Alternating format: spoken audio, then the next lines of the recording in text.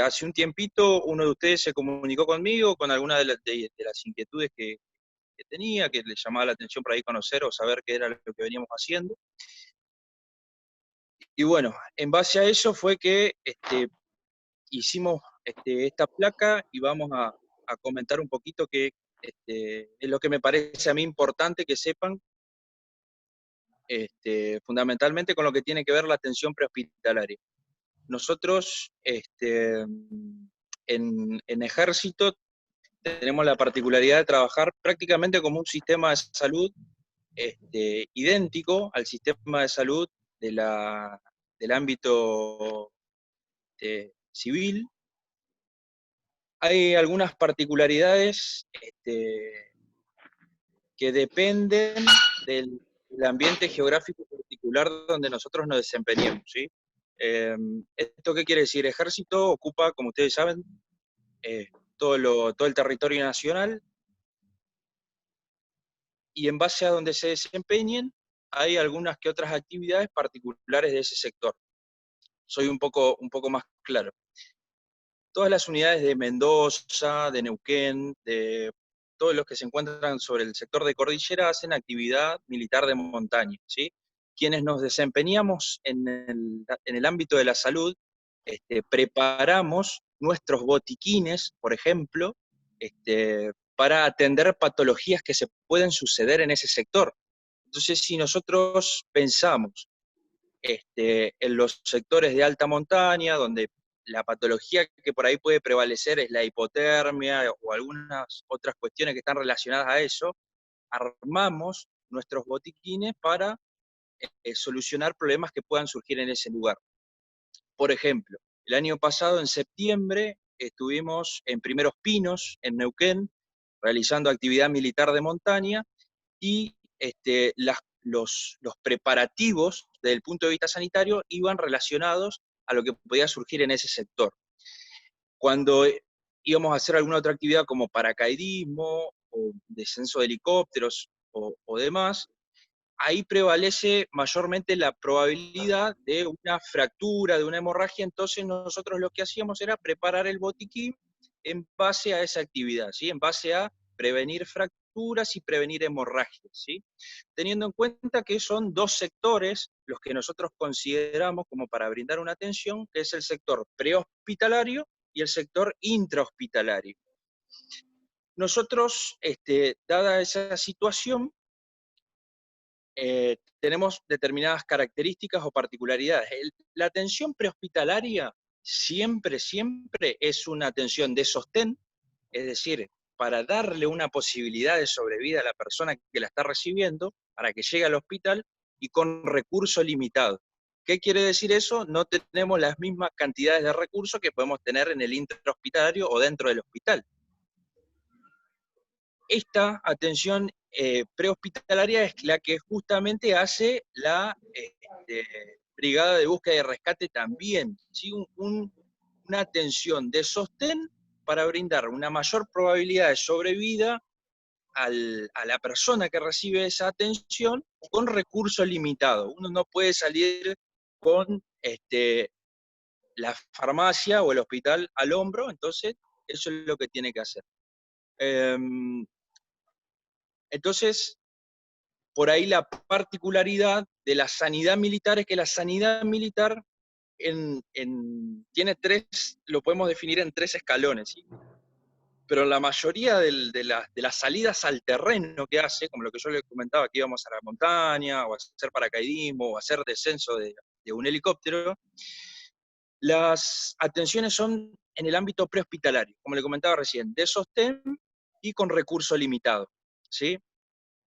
Eso es lo que, si nosotros hacemos un paralelismo, lo que hace la Brigada de Búsqueda y Rescate también, es decir, una atención en el prehospitalario, ¿sí? Con recurso limitado y de sostén, es decir, por un determinado lapso de tiempo nada más. Yo lo que tengo que hacer es dar una respuesta rápida para brindar mayor probabilidad de sobrevida.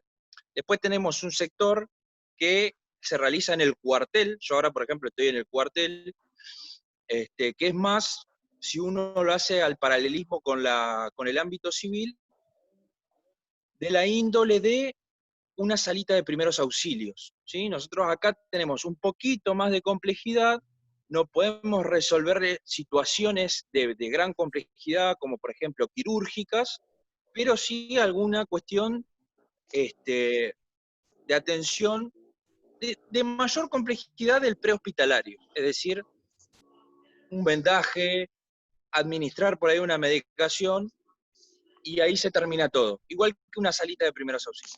Después tenemos el escalón posterior o el último, es aquel escalón donde están los hospitales militares. Los hospitales militares es como cualquier hospital civil, tiene servicio de pediatría, traumatología, etcétera, etcétera, y ahí se brinda una atención más especializada de mayor complejidad, donde hay tecnología, recursos humanos, farmacología para eso, ¿sí? Este, Eso es en gran rasgo una particularidad o una diferencia entre el ámbito civil y el ámbito militar, ¿sí? Nosotros podemos hacer, en definitiva y en conclusión, una división de 3 sectores donde están los primeros respondedores, ¿sí? Que ahí podemos hacer un paralelismo e incluir a la Brigada de Búsqueda y Rescate, con nosotros cuando salimos a la montaña, a hacer paracaidismo, a hacer buceo, los primeros respondedores, ¿sí? La primera atención, ¿sí? Después nos vamos un poquito más atrás, tenemos los cuarteles de nuestro lado, y en el ámbito civil tenemos la salita de primeros auxilios, por ejemplo, la que está al lado de la raza, ¿sí? Una salita de primeros auxilios, poca complejidad para atención. Y después, si nos vamos más atrás, nosotros tenemos también los hospitales militares, en paralelismo con el ámbito civil, el Hospital Santa Elena, el Hospital de La Paz o de Paraná, en base a la complejidad que se requiera, según el tipo de paciente que yo tenga, ¿sí? Entonces no es lo mismo, por ejemplo, atender una fractura o atender este, un traumatismo encefalocraniano con pérdida de masa encefálica, ¿sí? Una cosa tiene menos complejidad, como la fractura, y la otra mayor complejidad. Una va a necesitar tomografía, etcétera, etcétera, y va a ir al Hospital de Paraná, y el otro puede resolverse en Santa Elena, por ejemplo, ¿sí? Entonces, en grandes rasgos es eso. ¿Qué es lo que yo puedo transmitir para la Brigada de Búsqueda y Rescate? Que para cada actividad que deba hacer, puede tener preparado, ¿sí? una determinada, un determinado equipo para brindar la primera atención, en base a donde se vaya a desempeñar. Entonces, yo puedo tener diferentes situaciones, incendios, puedo tener accidentes que... Entonces ahí yo oriento mi equipo hacia un tipo de atención. Puedo tener situaciones acuáticas, puedo tener explosiones, como por ejemplo puede ser en una estación de servicio, y eso es lo que me tengo que ir incluyendo en la cabeza, como para saber qué es lo que voy a atender y qué es lo que voy a necesitar, ¿sí? Y en base a eso también redactar los protocolos para que si es un problema que es de índole acuático, voy a trabajar en conjunto con la prefectura. Si voy para incendio, explosiones, probablemente vaya con bomberos voluntarios. Si es un tiroteo, si es alguna cuestión que requiera mantener la seguridad, con policía.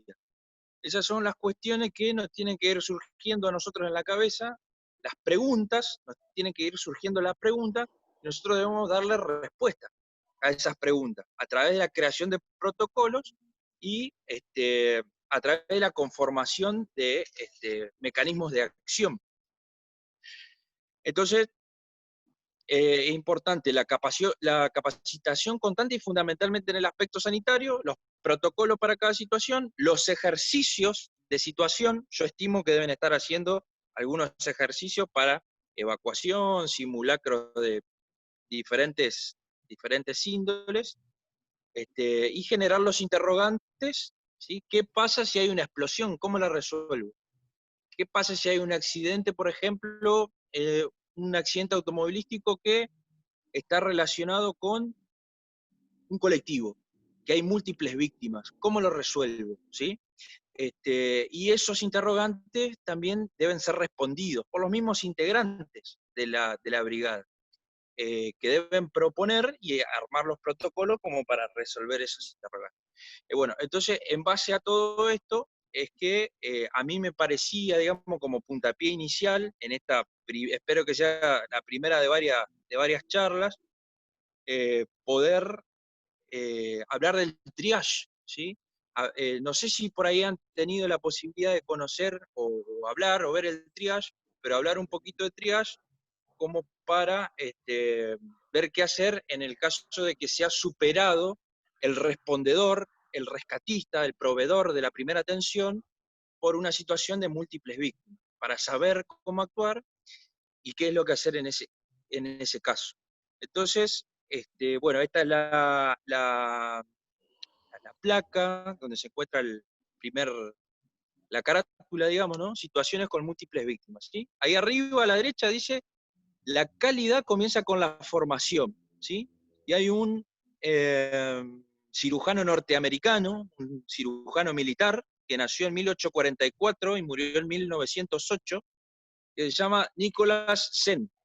Y Nicholas Sen decía que el destino de los heridos está en manos de quien coloca el primer vendaje, ¿sí? Es decir, yo hago las cosas bien, puedo dar un determinado curso a ese herido. Si yo hago las cosas no muy bien, el curso que tome la situación de salud de esa persona va a ser totalmente diferente. Entonces es muy importante la primera atención. Ejemplo, identificar cuándo poner o no un torniquete, que eso es algo que también me gustaría charlarlo, ya que genera demasiada controversia la utilización del torniquete. Así que, Ricardo, por favor, segunda placa. ¿Podemos, podemos pasar?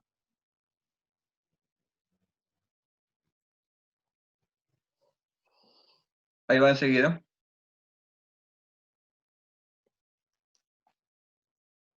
Yo les pido que cualquier cosa que ustedes no entiendan, si voy muy rápido, si tienen que hacer una pregunta, lo que fuere, me pregunten, ¿sí?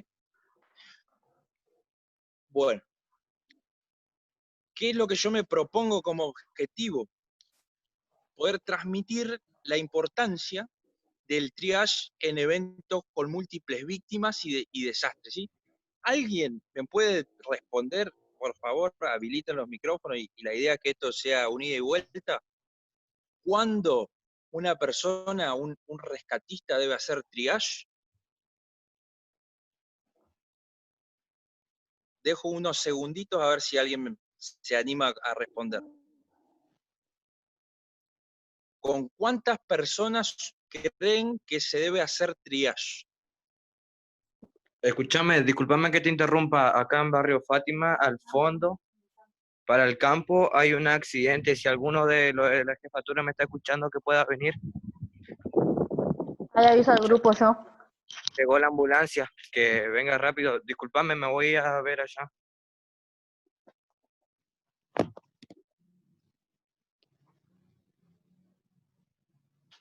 Bueno, ¿continuamos? Sí, continúo. Perfecto. Bueno, la respuesta es, cuando yo tengo ya más de un herido, debo hacer triage, ¿sí? Yo cuando tengo 2 heridos, ya debo hacer triage, debo hacer clasificación de heridos, ¿sí? Para darle un orden de prioridad, un orden de prioridad de atención y un orden de prioridad de evacuación, ¿sí?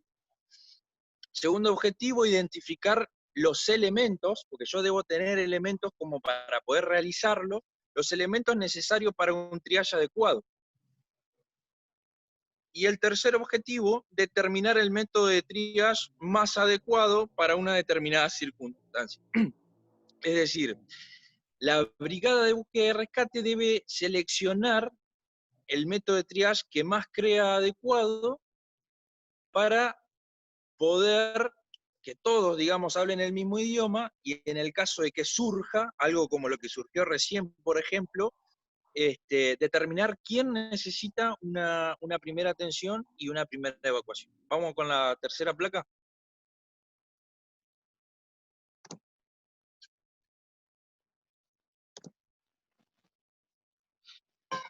Bueno, nosotros planteamos esta situación sobre una característica particular, ¿sí? Que es que hay múltiples víctimas.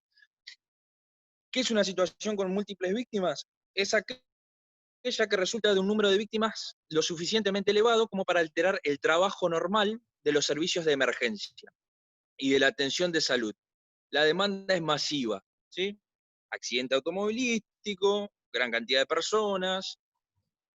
Es una característica que tienen las situaciones con múltiples víctimas.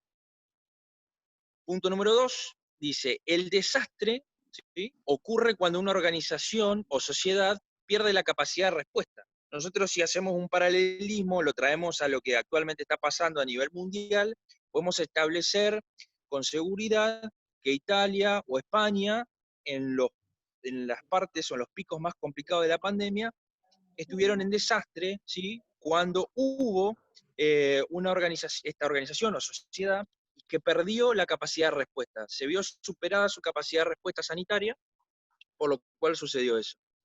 Próxima placa, por favor. Entonces decimos que la situación de múltiples víctimas altera el trabajo, y el desastre ya supera la capacidad de respuesta. Bueno, tomamos la R como rescatista, como recursos disponibles o como primer respondedor, y la P como paciente.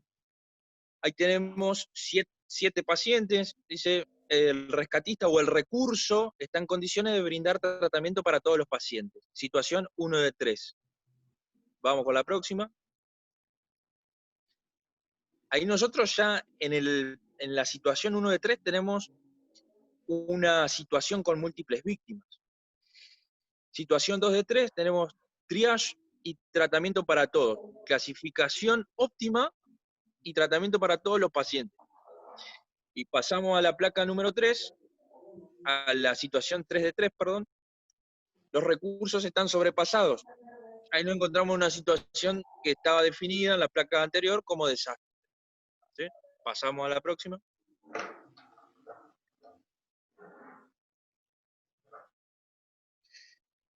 Bueno, causas.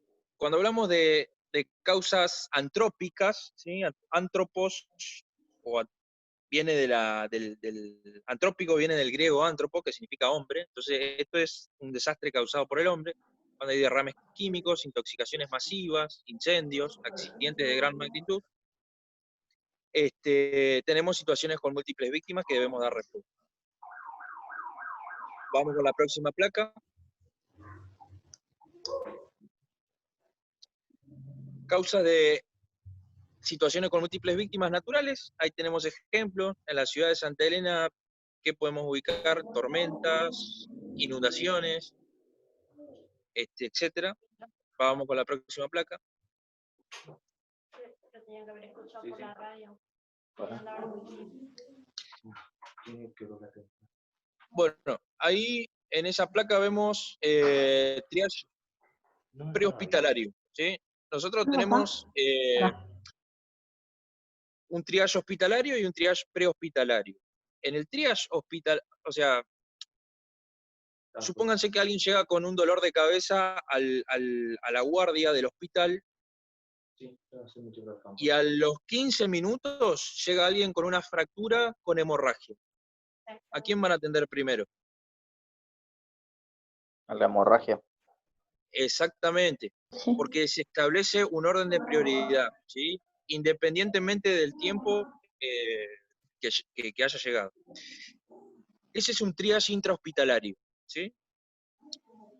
Recordemos que tenemos 2 sectores, un prehospitalario y un intrahospitalario, ¿sí? Y la brigada de búsqueda y rescate se sitúa en el sector prehospitalario. Entonces, según lo que dice ahí en la placa, el triage es la clasificación de víctimas de acuerdo a su gravedad. ¿Está bien? Recién vimos un ejemplo de una fractura con hemorragia y de un dolor de cabeza, ¿sí? Algo bien burdo para que se note la diferencia y cuál debería tener prioridad de atención. Nosotros, en situaciones de múltiples víctimas, hacemos triage, ¿sí? En situaciones en las que hay un desequilibrio entre el número de víctimas y de rescatistas, ¿sí?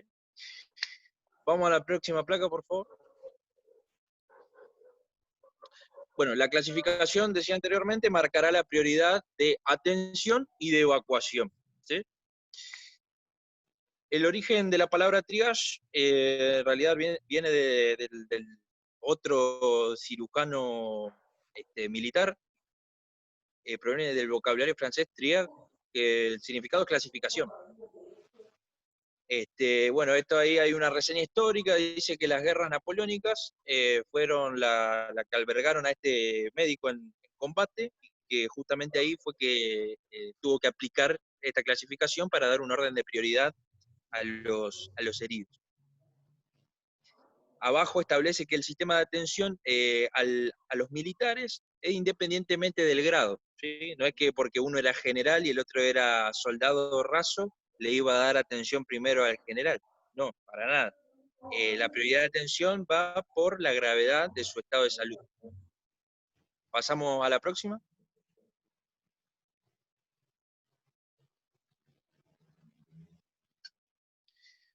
Bien. En la Segunda Guerra Mundial se establecieron médicos en plural, ¿sí? Mayor cantidad de personal de salud en el frente para poder brindar este tipo de clasificación y poder dar mejor atención a los heridos, ¿sí? Se establecieron diferentes mecanismos de evacuación, como la evacuación aeromédica. A la próxima placa, por favor.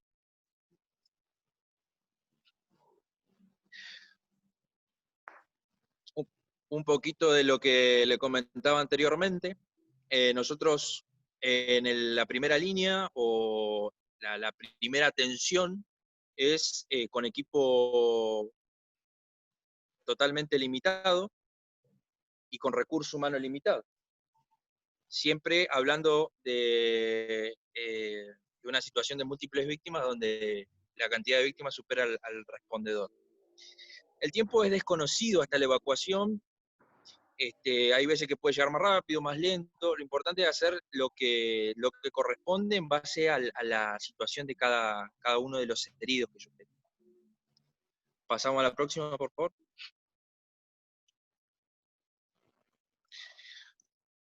Bueno, llegamos a los estándares de clasificación, donde tenemos diferentes colores para hacer este triage.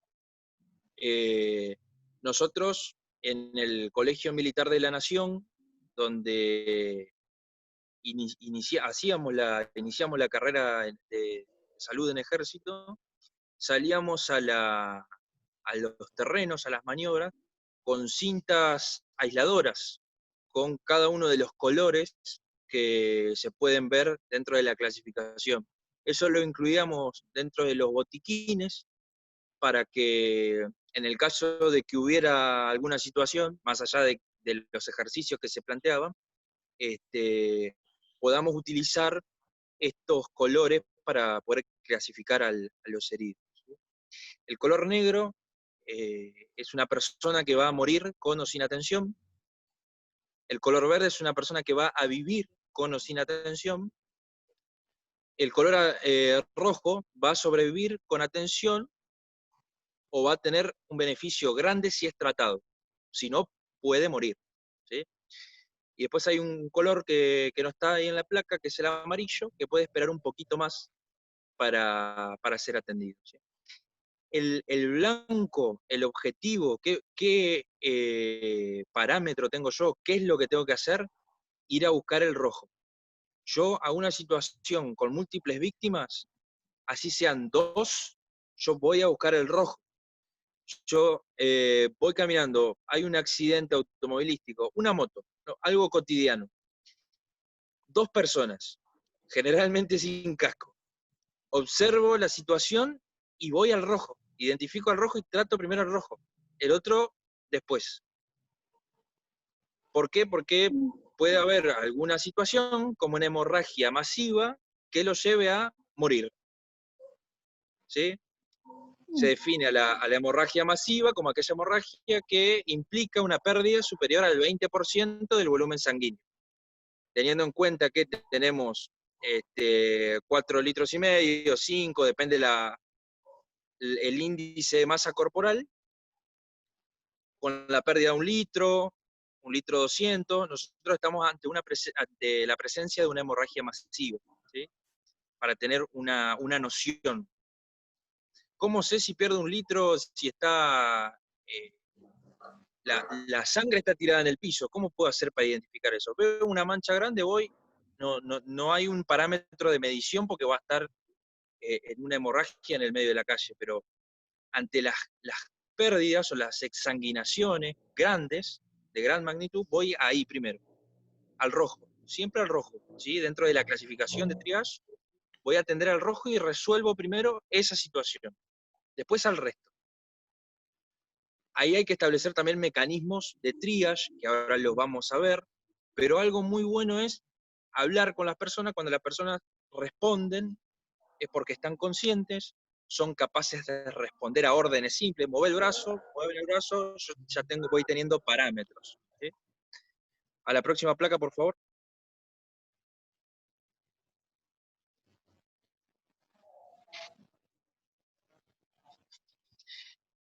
De ahí viene la necesidad de establecer algunas cuestiones, algunos lineamientos, para poder cumplir con éxito este tipo de clasificación, de tratamiento y de evacuación, y realmente hacer lo que corresponde. Primero y principal, tener el personal entrenado. Tener protocolos claros. Cada integrante de la organización debe saber, debe conocer qué hacer en cada situación. Debe moverse por sí solo, para que cuando pase, lo que ya está establecido se lleve a cabo sin ninguna duda, sin ningún problema. Tener material para clasificación. Hay unas tarjetas también que se utilizan, que las puse en la placa, que se pueden tratar de implementar, pero por ahí son un poquito más engorrosas. Yo recomendaría las cintas aisladoras, ¿sí? Las agarra el agua, lo que sea, y sobreviven a todo, uno las puede utilizar sin problema. Establecer un lugar de triage en el terreno, ¿sí? Hay 4 áreas que ahora la vamos a ir viendo en la placa, seguramente ustedes ya la pudieron ver, ahora la vamos a ir desarrollando. Y necesitamos este conocimiento específico en salud en el sector, ¿sí? Para identificar diferentes cuestiones que por ahí a los ojos de alguien que no es médico se pueden escapar. Por ejemplo, una hemorragia interna, signos de shock, que también está bueno que lo pueda saber el integrante de la brigada de búsqueda y rescate para dar el tratamiento que corresponde. Pasamos a la próxima placa, por favor. En realidad, ahora vamos a ver las próximas placas cuando se vean las tarjetas que usan los diferentes tipos de países, y van a ver que las tarjetas tienen exactamente los mismos colores. Por ahí pueden variar en los últimos, pueden usar el azul, el blanco, el negro, pero fundamentalmente los primeros 3, que son los que marcan la diferencia, a la hora de brindar la clasificación y la primera ayuda, están bastante normados a nivel internacional, ¿sí? Como comentaba anteriormente, la idea es ir al rojo, ¿sí? Ir al rojo, brindar la primera ayuda, pero tener esa clasificación en la cabeza, tener este sistema, este material para clasificar, y en el caso de que exista una situación con múltiples víctimas, clasificar al personal para dar un orden de atención y de evacuación. Próxima placa, por favor. Bueno, ¿qué establece este Código Internacional de Colores? lo que estábamos comentando anteriormente. Ahí, por ejemplo, en la primera parte, en el extremo izquierdo, identificamos a alguien que va en una camilla, por lo cual concluimos que es una persona que no puede movilizarse por sus propios medios, puede tener incluso algún grado de inconsciencia, puede ser un traumatismo encefalocraniano, un politraumatizado por un accidente de tránsito. Ante una inconsciencia sería el primer evacuado, ¿sí? El rojo, ese estado crítico, tiene que ser tratado de inmediato. Lo establece ahí la placa, ¿sí? Vamos un poquito a la derecha, tenemos el caso 2. El amarillo puede esperar, ¿sí? Ahí tenemos una fractura, el miembro inferior derecho. La fractura, si es una fractura cerrada, es un tipo de fractura. Si es una fractura abierta o expuesta con hemorragia, es un tipo de fractura un poquito más complicada, ¿sí? Entonces ahí yo tengo que empezar a ver, a discernir desde el punto de vista de las heridas, de las hemorragias, qué es lo que debo atender primero, ¿sí? Podemos clasificar en 3 las hemorragias. Una hemorragia capilar, es esa hemorragia de rasparme, ¿sí? Una hemorragia venosa, que en cuanto a la exsanguinación tiene la característica de correr, de chorrear, y pues en general es más oscura por la cantidad de dióxido de carbono que tiene la sangre.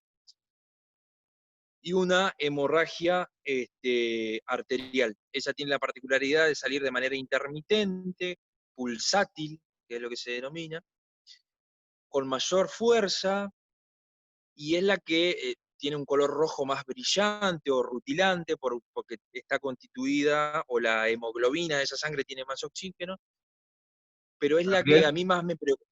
Sí, queda un minuto. Después, en caso de que se corte, volvemos a entrar con el mismo vínculo. dale, perfecto. Pero es la que yo debo atender más, ¿sí? La hemorragia arterial, ¿sí? Después tenemos el verde, que tiene un óptimo grado de conciencia en general, puede caminar y tiene heridas muy leves, ¿sí? Ahí vemos unas laceraciones o unas heridas muy leves que implican que la persona pueda bipedestar y no tiene ningún tipo de problema. Esos son, a grandes rasgos, los colores de clasificación. Pasamos a la próxima, por favor, ya se va a cortar, vamos a Sí, sí. empezar. A ver si llegamos.